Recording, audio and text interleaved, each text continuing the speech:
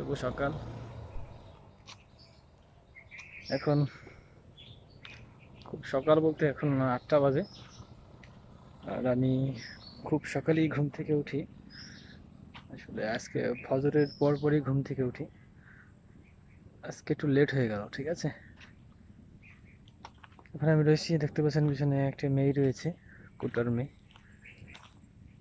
খুবই ভালো লাগছে। আজকে সকালটা একটু মেঘাচ্ছন্ন, আকাশ কানায় কানায় মেঘ, দেখতে পাচ্ছি মেঘ আর মেঘ।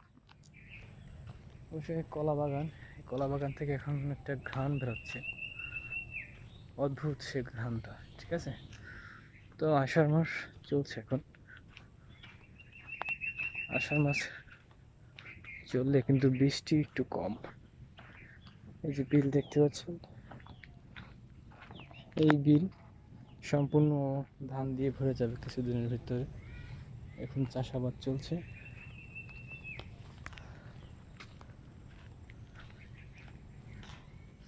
এই যে গাড়া দেখতে পাচ্ছেন, এগুলো, এই গাড়াগুলো দিয়ে কি করে জানেন? এগুলো গ্রামের মহিলারা এগুলো কেটে কেটে ঘইটা আছে না, সেই ঘইটা দেয় গোবর দিয়ে। মানে ওটাকে কেটে কেটে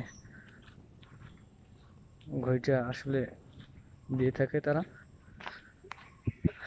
গোবর। সেজন্য কিছু কিছু মহিলারা, আমি দেখেছি, মা চাষিরা বা ভাবিরা খুব সকালে গোয়াল ঘরে গিয়ে গোবরগুলো নামায়। এই জন্য ওখানে শুকাতে দিয়েছে আর কি। শুকানোর পরে ওই নারকেলের ওগুলো ডগাগুলো দিয়ে ওগুলো বানাবে। পরিচিত পথ। ওই বাগানে দুইজন লোক কাজ করছে, দেখতে পাচ্ছেন।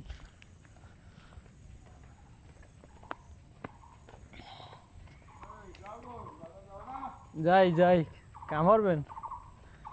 দুজন বাগানে কাজ করতে আসছে। ঘুঘুর ডাক শুনতে পাচ্ছেন? ঘুঘু না, ওটাকে বলা হয় নল ছাঁচা। এই যে পাখিটা ডাকছে, এই পাখিটা দেখতে টিয়া পাখির মতো, সবুজ রঙের একটা পাখি। তুই পরে কোথাও ডাকছে।